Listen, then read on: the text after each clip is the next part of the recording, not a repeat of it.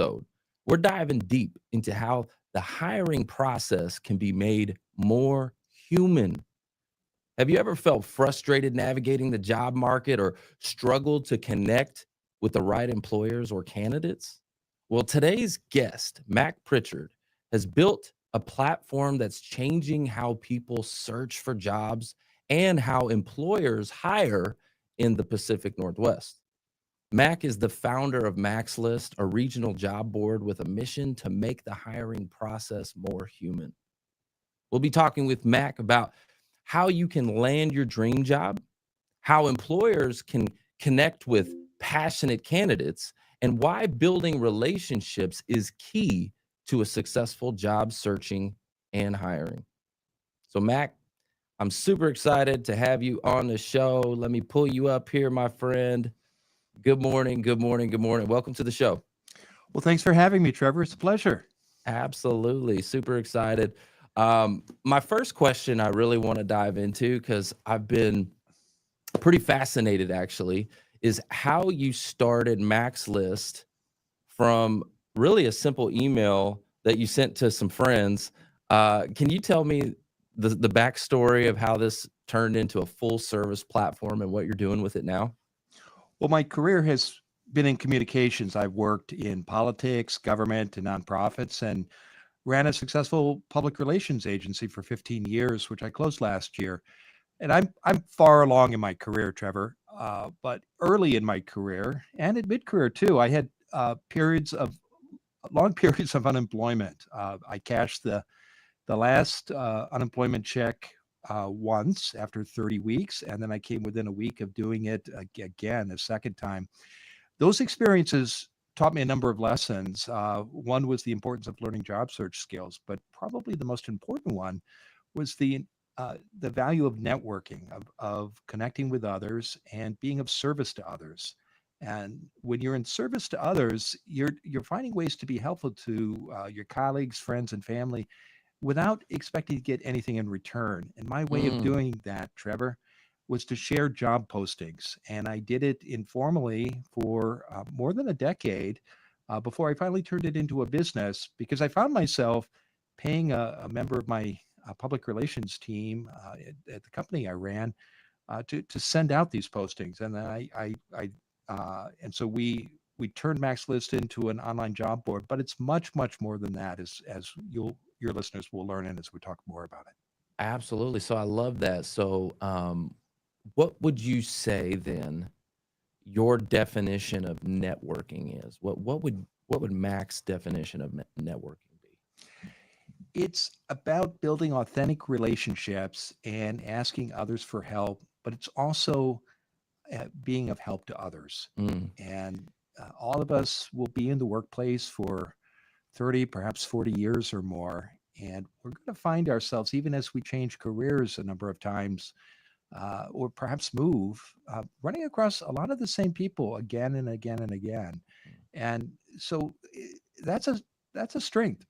Lean into that and recognize that while someone might not be uh, of importance to you today, you never know. And mm, the other thing you have to remember, and I know you know this well, Trevor, is when you do help other people, do it without any expectation of getting anything mm. back in return. And if you were to keep count, and you shouldn't, you would get you would find that you get so much more back in return when you do that. Mm, that's a mic drop. So really, to sum that up in a soundbite, like networking is service. It's serving other people and with no expectation. And you know what? There's this law of reciprocity. Hmm. Um, or biblically, you can go, you reap what you sow, Hmm. right? I mean, Yeah. and if you sow good seeds, you're gonna reap a good harvest, right? So just do good in the world, serve people, add Hmm. value, and watch what happens. And you also said something else, which was ask, right? Hmm. I see a lot of people, they're not asking. Um, if you're giving, it's okay to ask. You've earned your ask. You've actually earned it, right?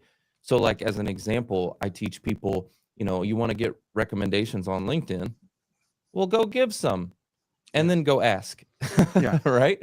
Simply go give first, then ask. But I love that definition. I love what you said there.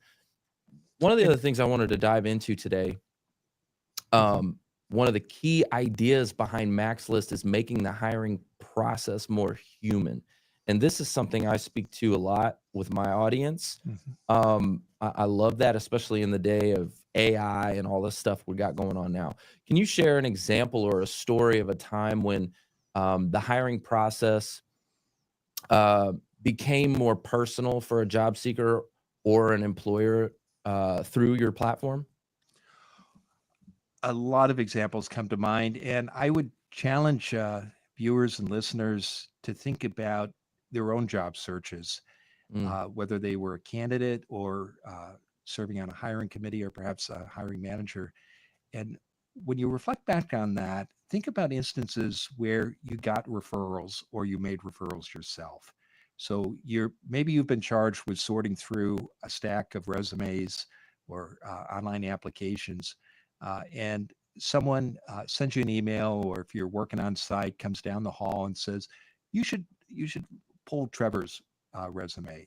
He's a good fellow."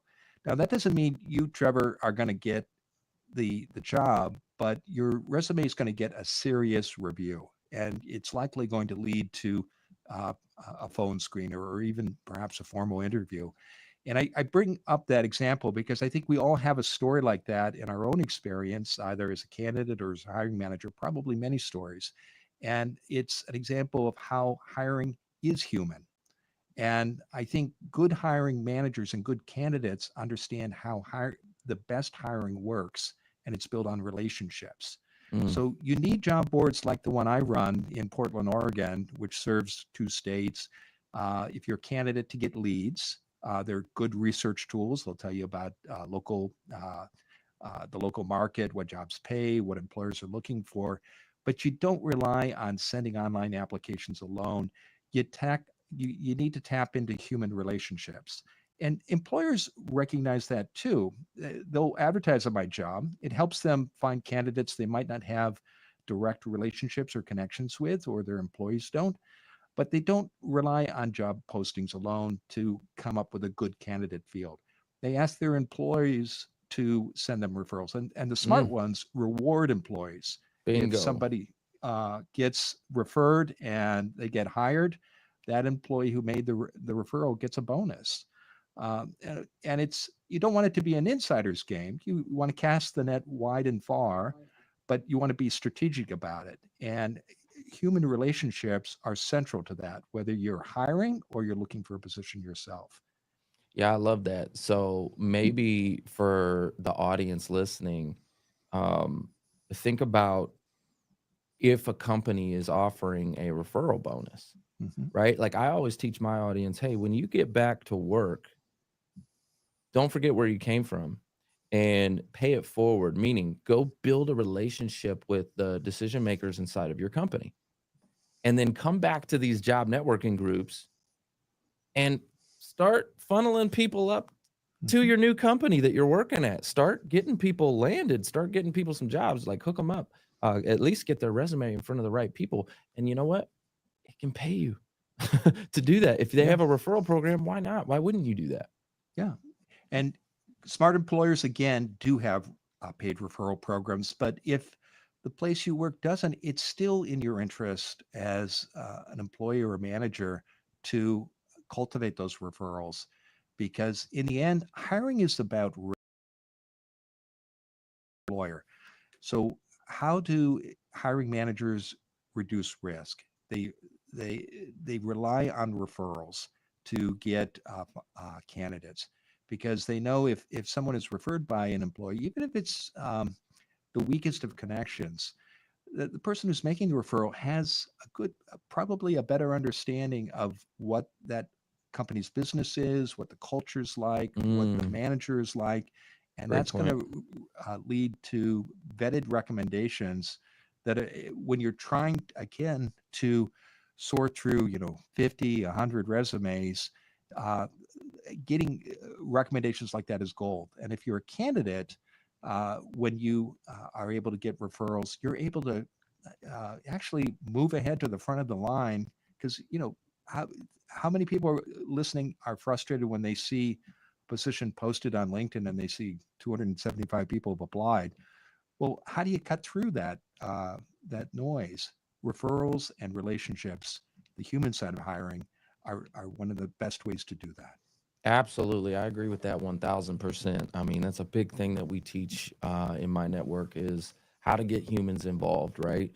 And I always talk about, hey, you know what? Go back and think about the companies that you worked for in the past. Mhm. Look at the relationships that you had from the past, and it could be people you haven't talked to in a long time, Yeah. right? I mean, like if you've been, 20 years ago, worked at a company, like go think about who are the people that you worked with. And again, you might not still be in contact with them, but are you connected on LinkedIn? Are you connected in any form or fashion? Can you reestablish a connection? I'll tell you a quick story. I had a guy that I worked with back when I was at Harley Davidson. I was 20 years old. Okay. Um, and I didn't even like him. Me and him, I'm gonna tell you, we butted heads. We're like, I did Yeah. not like this guy, right? Like we were Yeah. kids though, okay, when you think about Yeah. it, right? We didn't like each other. Well, fast forward a few careers later, a few different companies later, I get into financial services, and so I'm doing that now. And I walked into a Chase bank, and he's a financial advisor at Chase, Mhm. and I knew what he was capable of. I knew his skill set, and I just saw that, and I'm like, dude, you're like a caged lion here. Hmm. Like you're a lion, but you're being fed. You're like a caged lion that's got his eyes glossed Mm. over. Like you need to be out in the wild, like stalking prey, and like you know what I mean. You need to be like I told him I was like I'm free, like in the role that I'm doing. Like I'm free. Like the world is my uh, my playground, right? And Mhm. so, anyways, I was just talking to him, and I was like, you also make a lot less here too because they're feeding you, because you're at Mhm. a retail establishment. Anyways, long story short, he ended up coming over and then ended up being elevated within the company and stuff like that. Mhm. So the point of the story, the moral of the story is like I didn't even like him, but it was a network from many years ago, 10 years ago or something like that, that I ended up helping him get a job, and he's done a lot since then. So think about those relationships, those connections that you've had from a long, long time ago. Can you reestablish those and, you know, really help to open some doors for you? And the answer is yes, really. So I love that.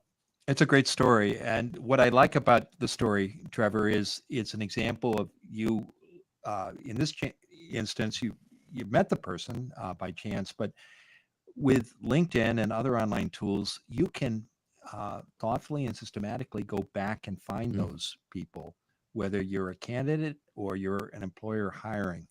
And our network is one of our most valuable assets, and it's there waiting to be tapped. I find employers and candidates struggle because they don't know how to do it. mm, If they're doing a job search, for example, a candidate might not have a clear job search goal, or perhaps a short list of target companies where the person would like to work, or maybe they don't know what to ask for when reaching out to people they've identified on their network.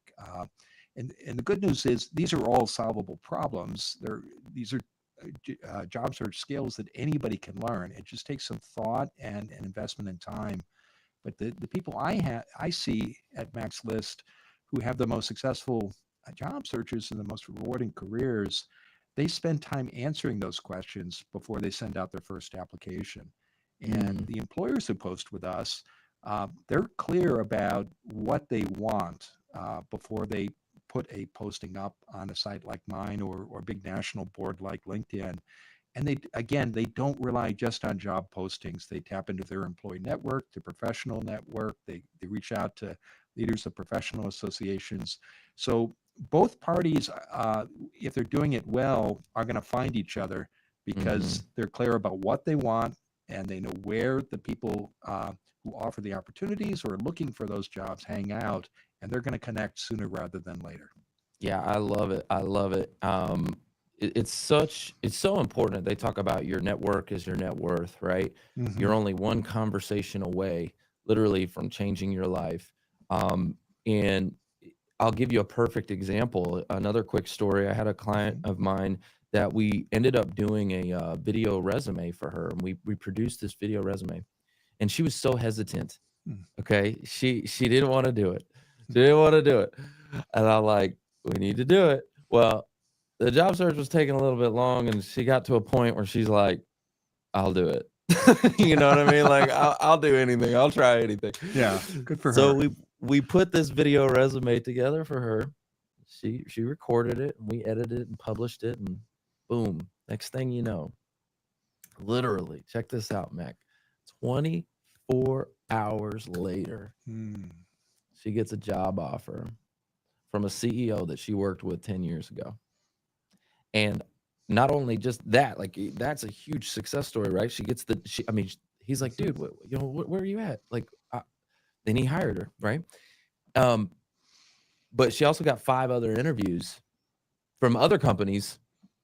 I couldn't believe it in 24 hours. Now, this is probably the best story that I have. I've done video resumes for folks for a long time, and that's probably one of the best success stories. But it's a perfect case of like your network. This was a CEO she worked for 10 years ago, had no idea she was searching, Hmm. right? Until boom, sees a little video and sparks a conversation, and 24 hours later, she's got a job offer. You know what I mean? It's a great story and a good example of how when you uh, reach out to your network in a thoughtful way, and I'm sure your video did this. She was clear about what she wanted, Mm-hmm. and you, I'm guessing you used online platforms to get it in front of people who were in her industry and knew about opportunities in the field that she wanted to work. That makes all the difference. It does. Yeah, what you want to avoid is sending out an email to, and I've done this too early in my career, so I get it. You want to let people know you're looking, but if you say I'm doing a job search, and if you hear of anything, let me know. You make it hard for people to help you. You got to Mm, be specific about who you are, what you want, and what you offer. And a good video resume does that. Any good so resume good what you does. just said. Say Yeah, that again. Who you are. what you offer and where you want to go. Call And to action. Let's go. yeah, Love it. and then get that information out in a targeted way. And I'm guessing she probably shared her video resume on LinkedIn and other professional platforms. Um, but you're going to get a much better response than if you just say, "Hey, I'm keeping my options open. Let me know if you hear of anything." Um, you got to be thoughtful. You got to be strategic, and you got to tap into that network. That's how you make looking for work more human and hiring more human. I love it. I love it. Okay, so you've worked with a lot of job seekers over the years and employers. Mhm. In your experience, what would you say the biggest mistake that job seekers make when looking for work? What do you think that is? Well, I say this with humility because I made this mistake too. Uh, Hey, you don't know until you know, right? So, right. Yeah. It's waiting to be picked, Trevor. mm, Waiting to be picked. mm, It's sitting down on Monday. You're doing a job search. You check out the boards. You go to LinkedIn. You go, if you're in Portland, Oregon, to Max List. You probably have 3 or 4 other sites you look at. You make a list of positions that sound interesting that you could do, and you send out applications hmm. over the course of the next couple of days. You keep track of the number of applications you send out, and you wait Wait for for the the phone to employers to ring. get back to you. Yeah, you wait for an email, maybe a text message. And here's the problem with that approach: all of your competitors are doing the same thing. And the other problem is that you're not tapping into how hiring works. About You're not tapping into the human part of it, and Mm, about uh, I would encourage listeners. And again, I know there are a lot of people who are mid-career or senior in their career who are listening and watching to this. Um, everybody's had an experience with a hiring that did not work. It's not good for the candidate. It's not good for the employer, because it usually takes about 3 months to figure out it's not going to work, maybe 6. Then you have to let the person go. Everyone is demoralized. Then you have to start again, and it's expensive and Cost money. Yeah. nobody likes it.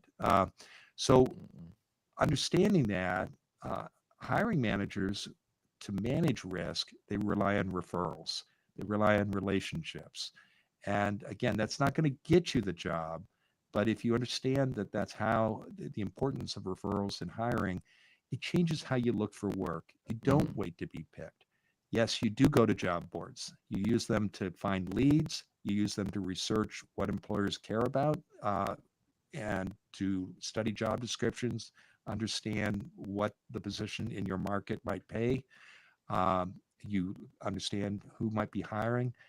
But before you send out your application, then you go to LinkedIn, you go to your other social networks, you go to your university alumni database, and you see if you know anyone inside that organization. And if you don't, you see who you know who might know someone. What did you say? Did you say Who you know? Who you know? What did Who you you say? know? That's right. Let's It's go. one of the keys to making hiring more human, and job searches more human. That's So right. then you reach out to that person and you say, hey, I saw there's an opportunity. I'm thinking about applying. Tell me about that job. Tell me about the hiring manager. What are the problems that keep that hiring manager up at night? What's the culture like? Mm. What does that job pay if the position isn't listed? Some states require job salary listings, others don't. But you're not doing a thesis here or a PhD research project here. You've got 5 or 6 questions, and those questions help you in a number of ways. They help you figure out, do I want to work at this place? Maybe it's a snake pit. And then you don't spend the time sending off an application. But you can also, they can also lead to other conversations inside the organization that give you more insights. And then when you do send out an application, you can write a cover letter and tweak your resume to reflect the needs of that employer. And then you can ask the person you spoke with to let the hiring manager or the HR people know that you've applied. And believe me, when they send that text or that email, or if it's an on-site employer, they go down the hall and they say, Trevor's applied. He's a smart guy. I had a conversation with him. Yep. It's not going to get you the job, but it's going to get your application pulled out of the slush pile. That is And so good. it's going to get you a serious review. And in most cases, it will lead to a phone screener, and that gives you a chance to sell yourself. Now, what I just outlined takes some time and effort. You got to have those conversations. You got to customize your application, Yeah. and you got to focus on quality, Trevor, not quantity. So you're not going to send out 100 applications a month, or it's probably only a handful, but you're doing the research and the homework that allows you to decide if you want to be there. And aside from the job boards, you're not just looking at job boards when you don't wait to be picked. You're also going out and talking to people in targeted who are on your list of target employers. And this might be 20, 25 organizations, to figure out if you want to be inside those organizations. And you're developing relationships and making connections that are going to help you stand out from your competitors. So don't wait to be picked. That's the biggest mistake I see candidates make. I love that. Okay, so let me frame this up. So don't wait for your phone to ring. Have a list of target companies, and before or even after you apply, make sure you get human conversations Yes. with people that work inside that company. They could be in the hiring capacity, maybe they're not. It doesn't have to necessarily be a hiring manager, right? Right. It could be somebody who does what you want to do, Right. you know, It and could just be a peer. Yeah. Yep. But And talk to people who actually work there and do yes. informational interviews to get insights about what it's like to work there. What's the culture like? What's the fit? You know, hey, what are the benefits like? You know, I mean, Yeah. how did, and not only that, but how did you get where you're at today, right? Yeah. How did you arrive there, right? Like if they're doing what you want to do, Yeah. how did you get there? I Just gaining some insights about it, right? Yeah. Yeah. Let me tell you a story. I worked in state government in Oregon at one time, and I was on the executive team of one of the larger state agencies. We had the person who ran the agency was the director. There were 6 or 7 of us on the executive team. I was the communications director. We were hiring a new IT director, Trevor. And in our weekly meeting with the director, she was talking about that hiring process. And she told a story about somebody, because she'd gotten a phone call. There were 34 local offices around the state for this agency. And the director of one of the nearby offices called the director of the agency and said, "Hey, this fellow came in. He's thinking about applying for the IT director's job. And he wanted to find out how a local office worked, what mattered to the director of a local office, what kind of problems do they have, what kind of services did they want to get from the IT department of the agency as a whole." So I don't know how many people applied for that job, probably 3 or 4 dozen, but this fellow who did get the job eventually after going through a competitive process was the only one who reached out to a potential customer inside the agency and said, "Tell me about your problems. Tell me about your So needs." good. And then we're all talking about this fellow before we even he even sends in his application. That's good. No, that's really good. I mean, that's outside the box thinking. Seriously, that's, and that's what Well, it takes, forgive me for interrupting, Trevor. It is, but people do it all the time. Mm. The most successful candidates, the people who have the most rewarding careers, Mm. these are not deep, dark secrets I'm sharing with you. Right. These are job search skills that are taught by coaches at Mhm. university career services offices, at public employment offices. It takes time to learn them Yep. and practice them and get good at them. But it'll pay you far more dividends than relying just on online applications alone. It takes effort, right? It takes it a little extra effort. Yeah. Now, I want to add a little bit of strategy to the back end of this that can help these job seekers get more of these informational interviews, because sometimes it can be a little bit challenging if you're reaching out to a stranger to talk to them about, hey, can I pick your brain? What, la, la, la, la, Mhm. right? Like that can be, now, we ain't nobody got time for that. Forgive me for interrupting. Don't use that phrase, "pick my brain." Exactly. If you're asking for an informational interview, Yeah. it's a business meeting. Yeah. You're in charge. You called it.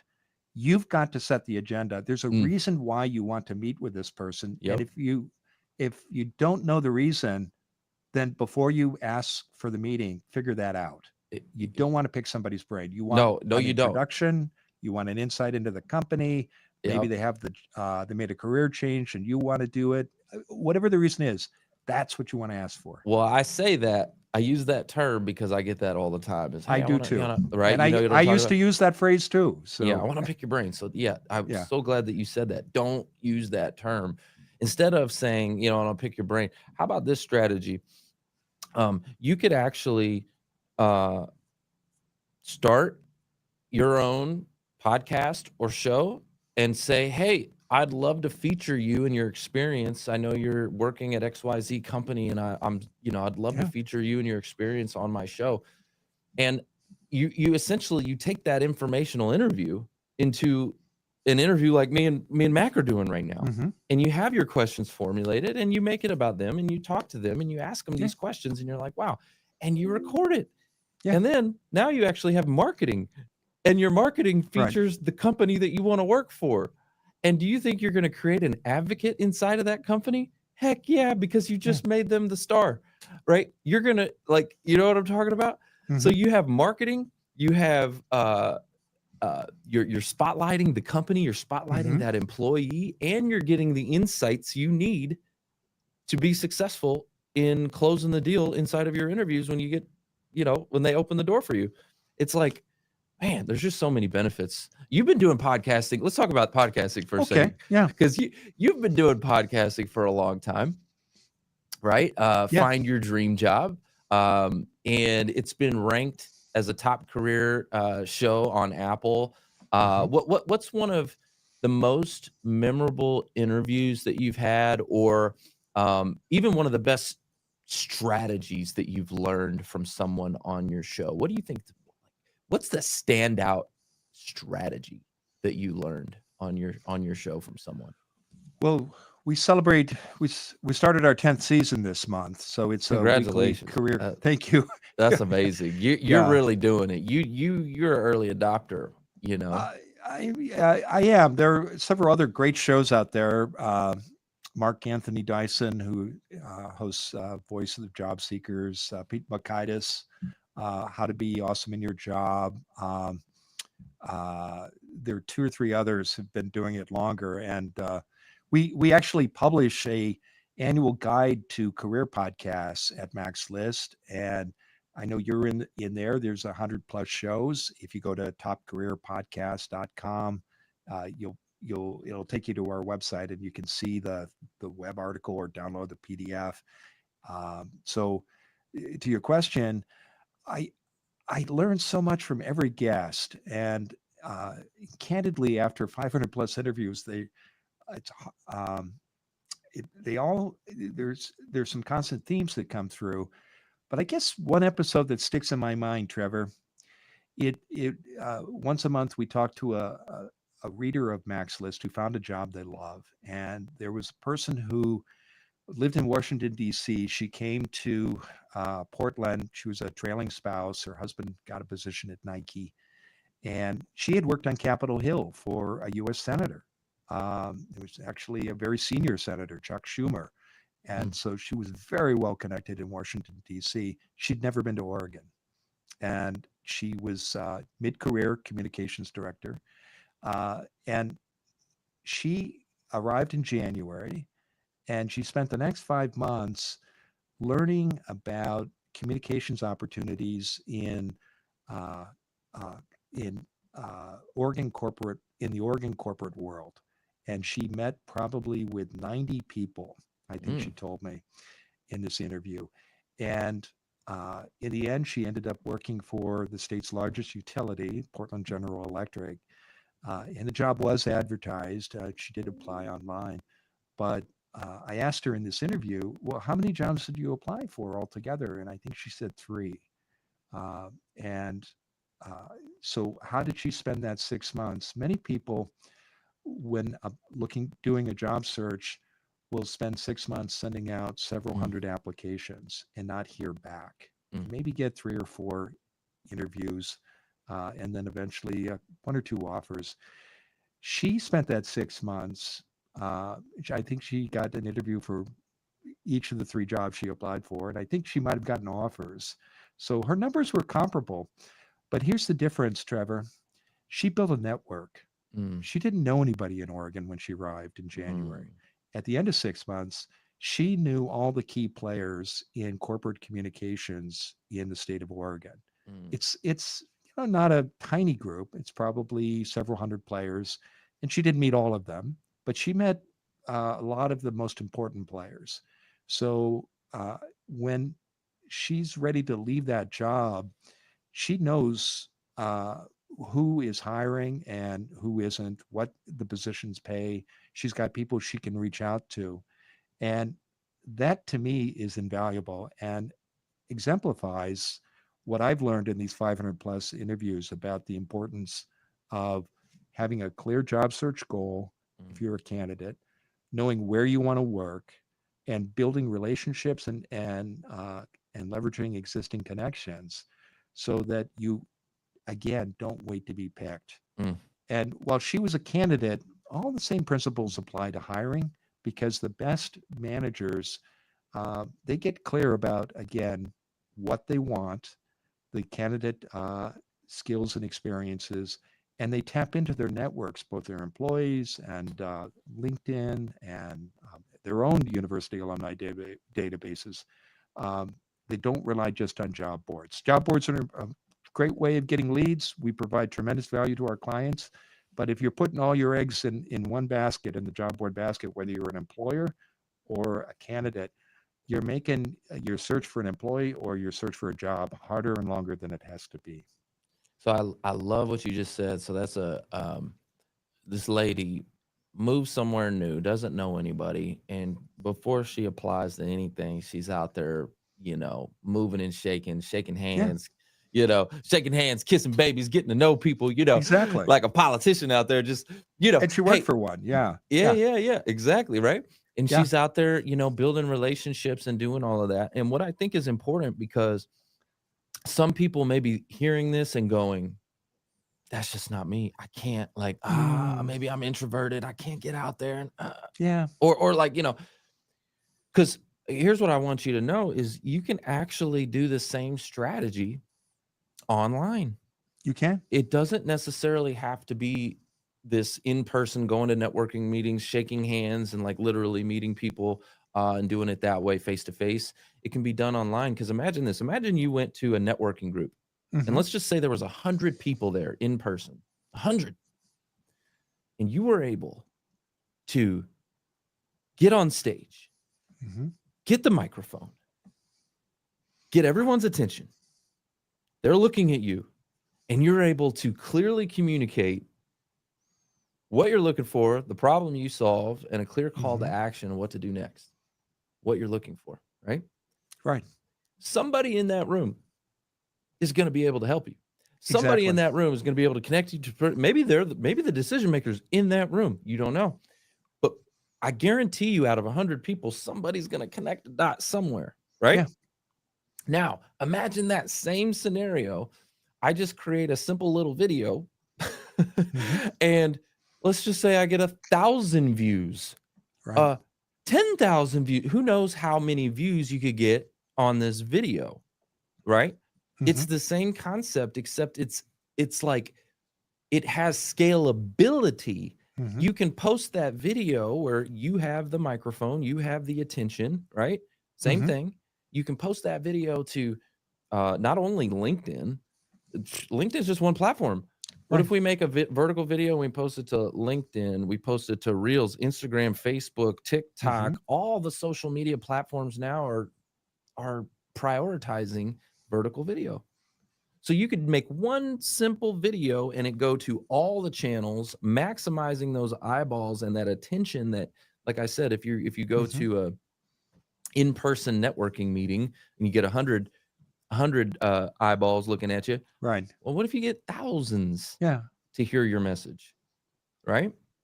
What other tips do you think? What would you say to someone who's introverted, right? Because that even could, what I just said could be, for an introvert, could be a video. Like I told that story to Hmm. about Deidre. She was a client of ours. She put her Yeah. video resume out, and in the beginning, she was like, I don't want to do this. Yeah. What would you say to somebody who's introverted, uncomfortable with networking, ugh, to get them out of their own way? Well, I would say that's normal. Mm, Introversion is just a way of how you get energy. mm, So success. There are many, many successful people who are introverts, true. and once you understand your personality style, you just have to adjust your strategy to reflect it. I would also say whether you're an introvert or an extrovert, and going back to that image that you shared of someone standing up on a stage in a room with 100 people, uh, as before you speak, you've done preparation. So Ooh, love it. yeah, Love so it.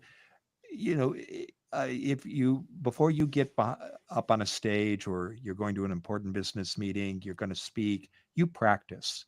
You write out your remarks, Hmm. you create an outline, you get it down to talking points, you deliver it 5 or 6 times because it's an important presentation. When you're looking for work, it's the same. And again, if you can answer those 3 questions we keep coming back to, Trevor, what is the job I want? Hmm. Where are the employers where I'd like to work? What is it that I offer?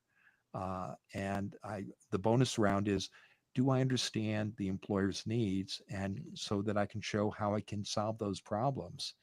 If you can hit those 4 points, whether you're standing on a stage or creating a video or you're going on to platforms like LinkedIn, and you're engaging through comments, sharing articles Mm, that show and demonstrate that you are somebody who knows about this topic and is works in this field, you'll get the attention of the people you hope will hire you or that you are interested in working for. To do it well, you can't just, and I know you know this, you just can't put a video on your YouTube channel. You've got to know who you want to talk to, and you've got to build connections online with those people. So let's go back to LinkedIn. If you have a list of target employers, you want to begin building connections with people in the 20 or 25 companies you hope to work for, and get introductions and connect with them on LinkedIn. And when you make that connection on LinkedIn and you post regularly, those people will see your stuff. Um, mm. and you don't have to be a you don't have, you don't have to do this a couple hours a day. If you have a strategy and a goal, Mm. this could be, an hour or two a week. And Mm. uh, Bingo. yeah, so it just has to be thoughtful and strategic, and Thoughtful. it doesn't have to be only online. If you're introverted, and you are uncomfortable, you're probably not going to go to the monthly meeting of the local chapter of your professional association and walk around the room and introduce yourself to random strangers. Mm, But you probably would be comfortable working at the check-in desk. mm. Every local chapter I know is looking for volunteers, and that's a great way to meet people. Ooh, volunteering is, Maybe yes. you like taking photos, so you could volunteer to do the pictures for the monthly chapter meeting or the annual dinner or uh, the educational workshop. Mm, Again, that's a great way to meet people, particularly the people in charge of those chapters, because they are usually leaders in your industry, in your community, and they are exactly the kind of people that you want to connect with. But you have to do it strategically. mm, I mean, you could go to the local airport and throw out your resume, but those aren't the people who are going to hire you. mm. The universe of people who are going to hire you is limited. It can be challenging to figure out who they are, but once you do that hard strategic work, then your search becomes much more thoughtful and strategic and shorter and easier. I love what you said there. Volunteering is massive, but I want to go It back is, yeah. actually. I want to go back real quick to what you were talking about with the content, and you said that it doesn't have to, take a lot of your time. Right. Maybe an hour a week or something Yeah. like that, and to really paint this picture, right? For Hmm. people that are online and they're watching and they're tuning in, right? Think about what we just did. We came through the pandemic, right? Right. And when we came through the pandemic, everybody went virtual, right? Everything is Hmm. Zoom. Everything is communication like this. We're having meetings, Hmm. right? So you should be fairly comfortable. Like, let's just put it this way for the audience listening: could you get on a Zoom conversation? Could you get on a Zoom call? I think the answer is yes. Yeah. If you could get on a Zoom call, right? I think the world had to do that after pandemic, right? So if you could do that, you can do what me and Mac are doing right now, which is having a long form conversation on Hmm. video. I use this tool called Riverside, right? And listen, I'm not saying you have to go start a podcast and Yeah. and distribute it on Apple and Spotify and all of that. No, no, no, no. Simply use this tool to create a long form video, okay, conversation. It could be like this, where you're giving a Hmm. conversation, or maybe you're giving a presentation, or talking about a subject that you know very, very well. And it could be a solo episode where you're talking about something you know very well. But either way that you do it, you have a long form video that maybe you do once a week. You do 1 hour, all right, Hmm. once a week, and this tool has AI built in now where Hmm. it will literally create these magic clips for you. It's going to Hmm. clip out the most viral moments, and you get like 15 of them, like Wow. like so yeah, 1 hour a week. Now you have your whole content strategy that's focused on, what you do, the problem you solve, the Hmm. companies you're looking for. Maybe you create a Q&A series that's about like, the most frequently asked questions employers Hmm. ask job seekers. Well, wouldn't that be, kind of helpful for those employers to see that and find that online? Hmm. And it also gives the employer an understanding of who you are as a human. Yes. Remember we said this is a human experience. When they interview you, they're trying to get to know the person Hmm. behind the resume, the human being, right? And Right. so give it to them online before it actually helps to expedite the whole job search process because they see you, they get to know you, they feel you. Like right now, if Hmm. anybody's watching this, you got Mac, they're getting to know who Mac is, Hmm. right? From a video. It's so much easier. Anyways, I love what you're saying because you're like, it doesn't take a lot of time. And it really doesn't. If you have a strategy and you're thoughtful, like you said, be strategic and be thoughtful. Yeah. And there's so many different ways of engaging with others online. Uh, and there are people I know who will get excited about the idea of doing a weekly video, but others might think, well, I don't have the skills or the time to do that. Mm, But if you focus on LinkedIn and maybe one or two other online channels, you should choose the channels where the people you want to hire you hang out, yep. and you provide content on a regular basis. It could be just once a week, or you comment, you take 15, 20 minutes a day to comment on people who are posting on LinkedIn or other channels, but they are people you want to build connections with. So it's not going to be somebody in New York you may never meet unless you want to work in New York for that person. Uh, think again about where you want to go, the job you want, and the Mm, connections and relationships you want to build. It makes a big difference. And again, to your point about volunteering, um, one of the great things about volunteering professionally, particularly if you get involved in the local uh, organization in your field, you can do a project. It's not a life sentence. You can say, okay, mm. I'll put together the April lunch, or I'll help out at the annual dinner, and we've Doesn't got have to be a guardrails. life sentence. I love Yeah. that you said that. you That's and good. we all have busy lives, Yep. and Yeah. obligations to our partners and children and our community, and Yep. but if you can spend a few hours volunteering with your local professional association, you'll meet the movers and shakers in your Mm, field. They'll so see good. what you can do, and they will think of you Mm, when opportunities arrive, if you tell them you're looking and yeah. what you're looking for. Yes. You got to Oh, be that's specific. huge. Yeah. So two things I want to point out on that. Number one is I see a lot here in Dallas. We have so many Okay. networking groups here, a lot Hmm. of networking groups. Then we Great. have job networking groups, which are phenomenal. However, I always tell them, hey, don't just go to the job networking groups. It's Right. a bunch of job seekers, right? Like Yeah. everybody's in the same shoes, which is great because they can Yeah. relate to you, they can help you. There's so much value there. Those are wonderful However, organizations. Yeah. they are. However, we also need to go where people are employed, Yeah. where decision makers are. Like you said, Yes. associations. Like if you're in HR, why wouldn't you join the HR association Right. and go to those meetings, right? Like, so to your point, the associations are great. Go do some networking there. Um, the other thing is when you're volunteering, you're building a bond around commonality, Yeah. right? Like you're doing something that you're both passionate about. You're giving in a way. You're giving of your time and serving in a way around something that you're both passionate about.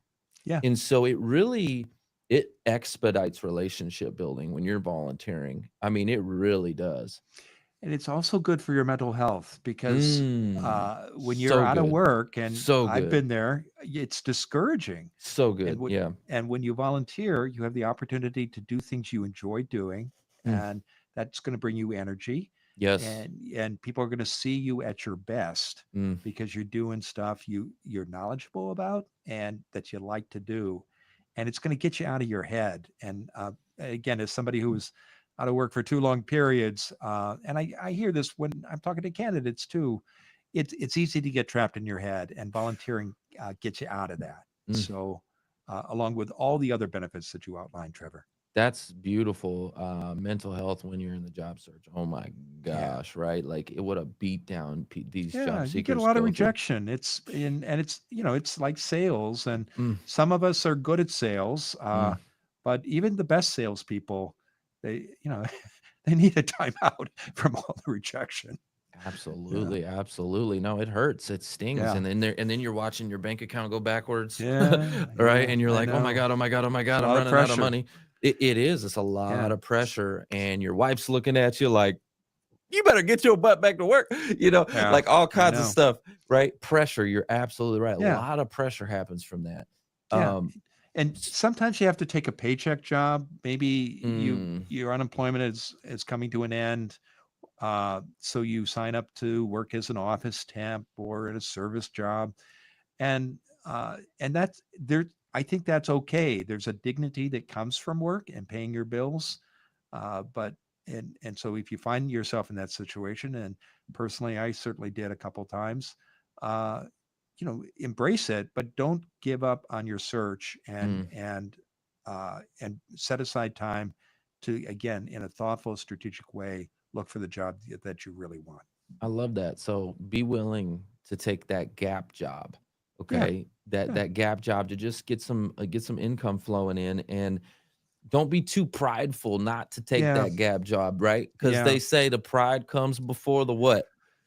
yeah, The fall. Okay. yeah, exactly. If you're too prideful to say, "Oh, that's beneath me. That's beneath me." Yeah, Well, that's a okay. trap I fell into, and I know this isn't about me, but I would just encourage job seekers: don't let your pride get in the way. Mm, It's okay. You will be better for volunteering. You might think you should get paid, but really, you're getting more than you're giving, because mm. it's getting a chance to show others what you can do. You're getting to do what you enjoy doing, and you're showing.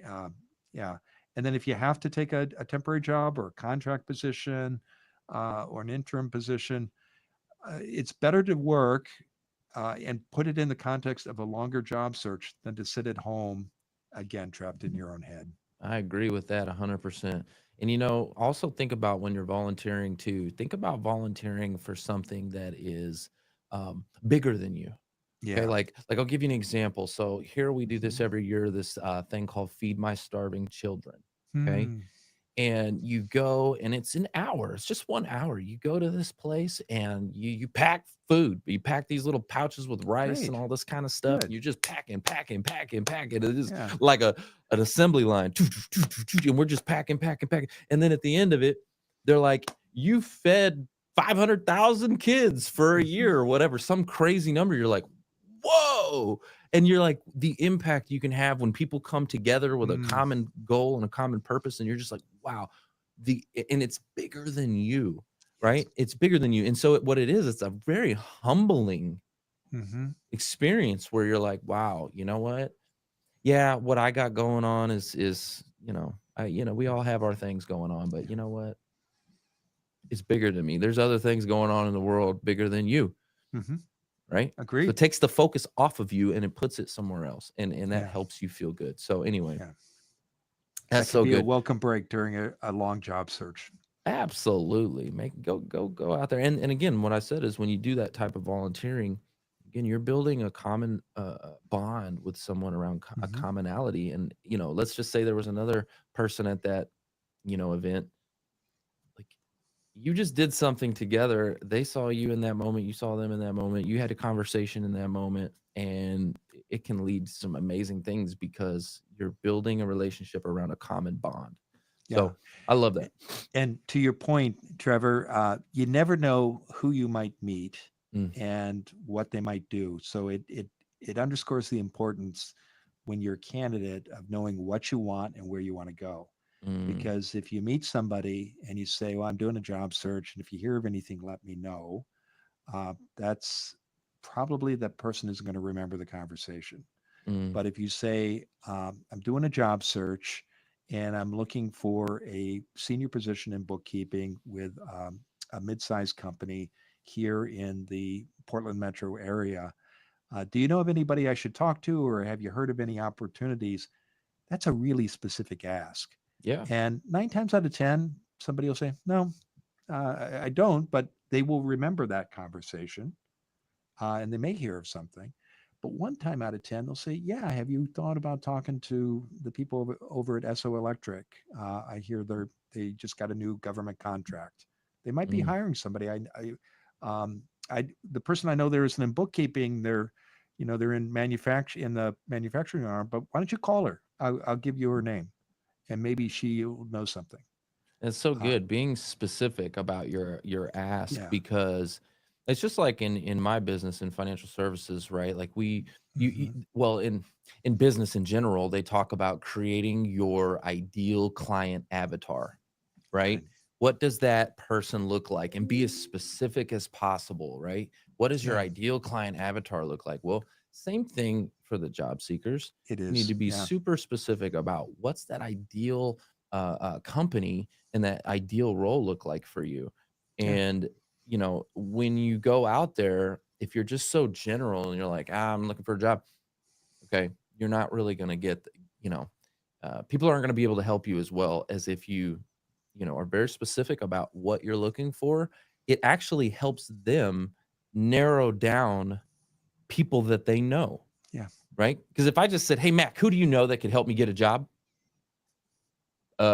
Uh, right?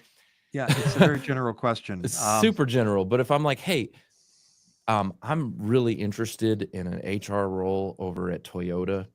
They have a position I saw online that fits exactly what Mhm. I'm looking for. Do you know anybody that works at Toyota?" Yeah. Right? That's really specific. Very And specific. You're going, do I know anybody that works at Toyota? yeah. Or Yeah. maybe And in the auto industry, right? Like you could, right. like Toyota's is very, very specific. But if you were to say in the auto industry, or Toyota is actually one of my dream companies. Yeah. So you Yeah. kind of open it up a little bit, right? Yeah. Here in Portland, Nike has its corporate headquarters. Mm, So many people I meet dream of working at Nike. mm, It can be right now they're laying people off. The numbers haven't been good. So there's not a lot of hiring going on there.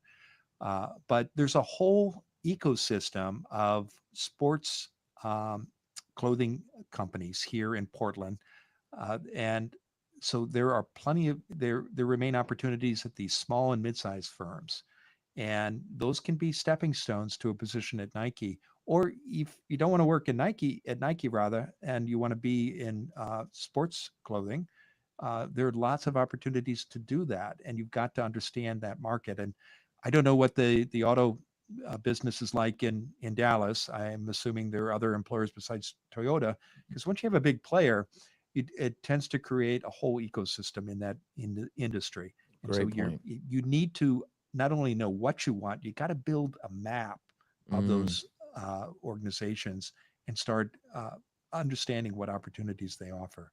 And that's true whether you're somebody looking for a job, or again, if you're an employer, you got to be clear about the candidate you want. If you're just dusting off the job posting from 7 years ago and not changing it, you're gonna you're doing yourself a disservice. You've got to mm. have that avatar as you described it, that ideal candidate.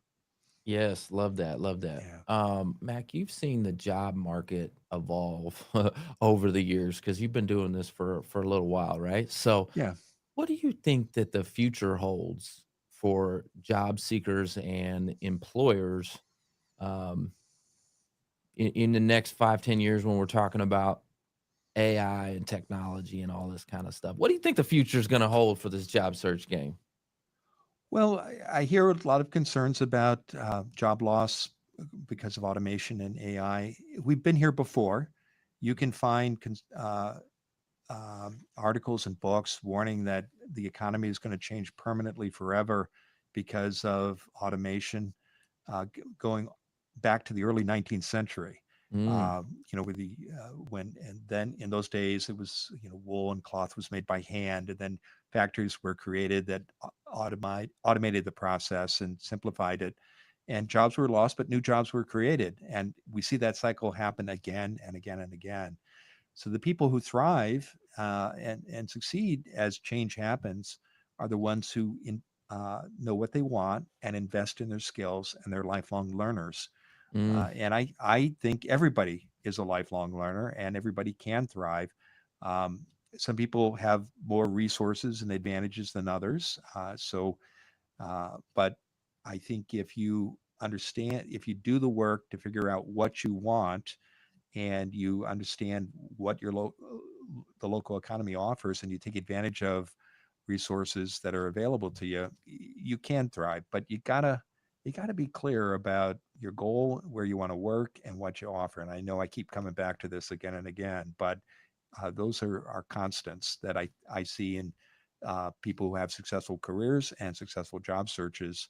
And with employers, it's again the same. If they invest the time to get clear about the kinds of skills and experiences they're looking for, and they get good at hiring, they're going to have their organizations and companies are going to be much more successful. I like what you said about lifelong learning, right? And that's like being adaptable, right? Yeah, Being able to move with the times. Because listen, we are constant. Change is the one yeah, constant. Okay, it's it yeah, in right now we're in a day and age where change is rapid. it You've is, got to get comfortable with change, like rapid change all the time. and it's Boom, boom, uncomfortable. boom, boom, Yeah, boom. It it's is hard. uncomfortable. Yeah, So get comfortable being uncomfortable with change, because it's yeah, just going to continue and it's not going to slow down. It's going to get faster and faster and faster. That's what we're seeing right now, this AI stuff, right? yeah. It's getting Agreed. faster and faster. I mean, they just released or saw that release Elon Musk did with Optimus, the Mm, robots, mm, right? And I mean, he's trying to put a robot, a human like robot in every home, right? That's going to be right. like your home taker. It's going to cook your food. It's going to do your laundry. It's going to mow your lawn. It's going to do all this. I mean, how many jobs, right, are going to change, not be lost? I think are going to change again if you're adaptable, and that's one thing humans are. Humans are adaptable. Yeah, We got to move with the times, yeah. and it's coming. It's And not it's only going to coming, keep it's coming. here. Yeah. But again, I'm so old. I was in the workplace in the 80s, and I remember when we had switchboard operators Mm, and um, typing pools and administrative assistants who handled schedules. And I know I'm dating myself by saying all these things, but all those jobs have been automated, and we mm, find ourselves doing them ourselves because we have tools that uh, that make it easy to do so and require only a fraction of the time that you needed, 40 years ago to mm, schedule an appointment or type up a document. And the unemployment rate is it's not, it's still at historic lows nationally and in most states. So people adapted. Sometimes that change wasn't easy, and sometimes it was really painful for individual communities as entire industries shifted and disappeared. A lot of manufacturing jobs, steel jobs, and automobile jobs, they don't exist anymore, and some people didn't adapt. And so we need to mm. find ways to help people adapt. And then as individuals, we need to recognize that that's going to happen to us. Absolutely. I agree 100%. To wrap things up, Yeah. what would you say is if you had to give one actionable step? Okay, just one, because we talked about a whole bunch of stuff today. Yeah. But if you had to give one actionable step that you would recommend a job seeker to make the hiring process more human and more fulfilling, what would that one step be? When you talk to people in your family, friends, your professional networks, on your block, tell them exactly what you want and where you want to go. Mm, And if you do that, people will start telling you about their colleagues and contacts and friends and family members who can help you. And if you're specific about what you want help with, you're going to tap into the power of your personal and professional networks, and you're going to leverage relationships that are going to make your job search easier and shorter and your career more satisfying. I love it. I love it. I love it. Mac, thank you so much for coming and being part of the Who You Know show. We really appreciate you. Is there any specific platform that you would love for job seekers to connect with you on? Is it just your website you want to connect, or LinkedIn, or what's the best place for the audience to connect with you? Two places, Trevor. Please connect with me on LinkedIn, and when you do reach out, please mention you heard me on Trevor's show. And second, I do host a weekly career advice podcast. Find your dream job. You can find it wherever you get your podcasts, or visit the Max List website, maxlist.org/podcast. The jobs you'll find on our site are in Oregon and Washington. Some of them are remote, so they'll be of interest to listeners everywhere.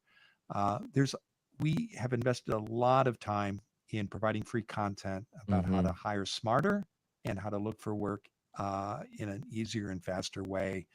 And all that content is free, Trevor. So I encourage your listeners to and viewers to not only check out our podcast, but visit our website as well.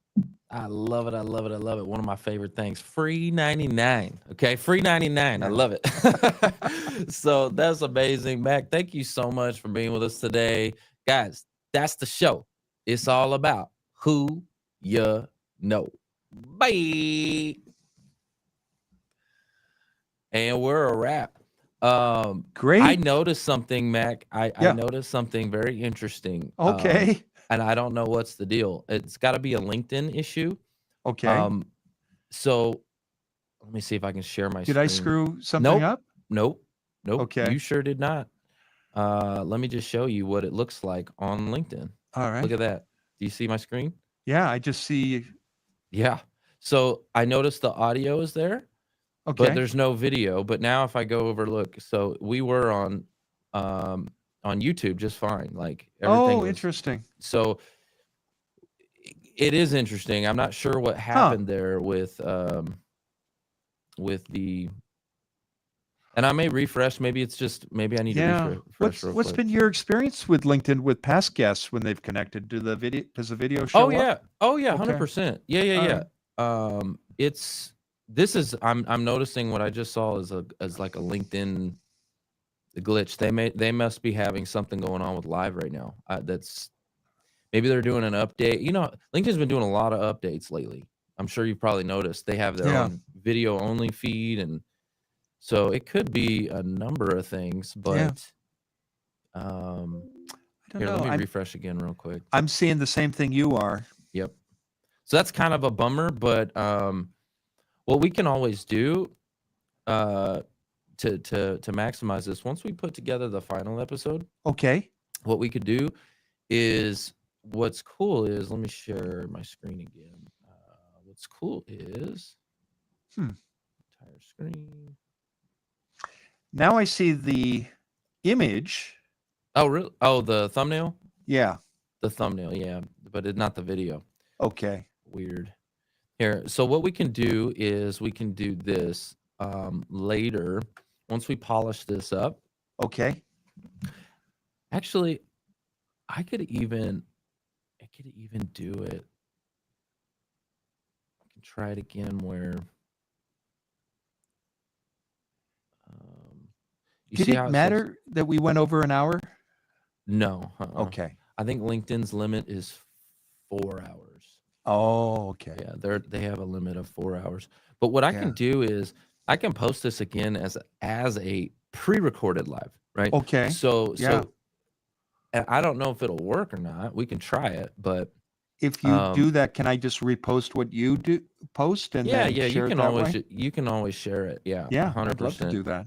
But my it's just so interesting. It went. Let me check Facebook real quick. Let me see if the video went there. So let's go to Facebook and just take a look. You can still see my screen, correct? I can, yeah. No, I can. You're sharing it. I see your Facebook page now. Okay, perfect. Let's see. Oh gosh, I look like I have a toothache. Wow, it must have had. Oh, is it still live? We're still live. Oh gosh.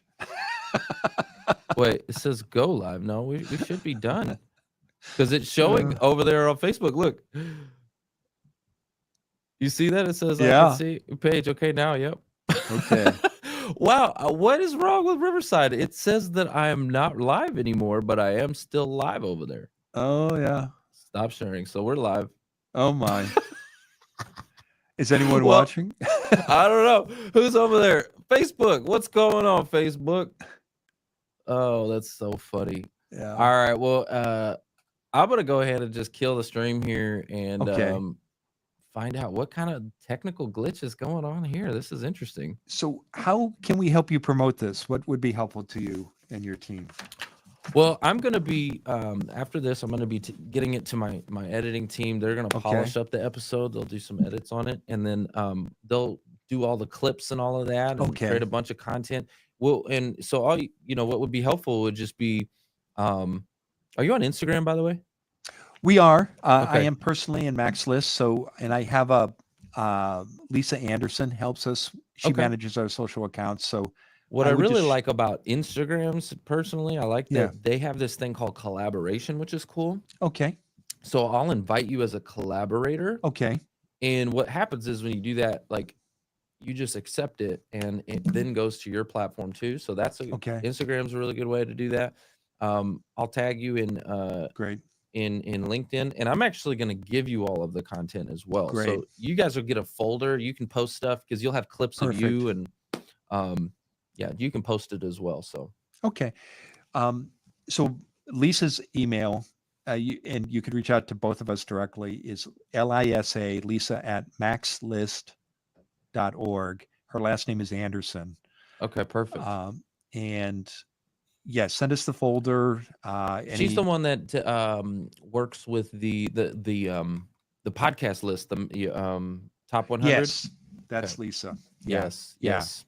Yeah, and I think you and she swapped emails. Probably. Yeah, she does Yeah. great work. She does. She's a very smart person. Yeah. Yeah, that podcast list is really cool. I think that's Has that's it awesome. helped you get listeners or leads, or I hope? Well, I it's hard to say. I can't say anybody's ever said, "Hey, I found you on Mac's Yeah. list." Well, I have had other podcasters find me on there, right? Okay. And Yeah. reach out and say, "Hey, we were both Yeah. on the list," and they want to do a collaboration. Yeah, that's which is- great. It's one of our hopes. Oh, it's huge. Yeah. Right? You think about that, like especially for podcasting. When you're in podcasting, one of the best ways to get it out there Yeah. is to collaborate on another podcast, and Mhm. especially one in the same exact vertical and niche, Yeah. because their audiences could be your audience, right? And so it's brilliant because Yeah. I've had people reach out to me and want to Good. collaborate. So that's Do you great. get pitches from PR agencies too? Sometimes all people the do. time. But because of the list, or can't you tell? I don't know if it's necessarily. I haven't had anybody say, "Hey, I saw you on this list." Yeah. But I do. I get. I'm sure you do as well, because We being on do. the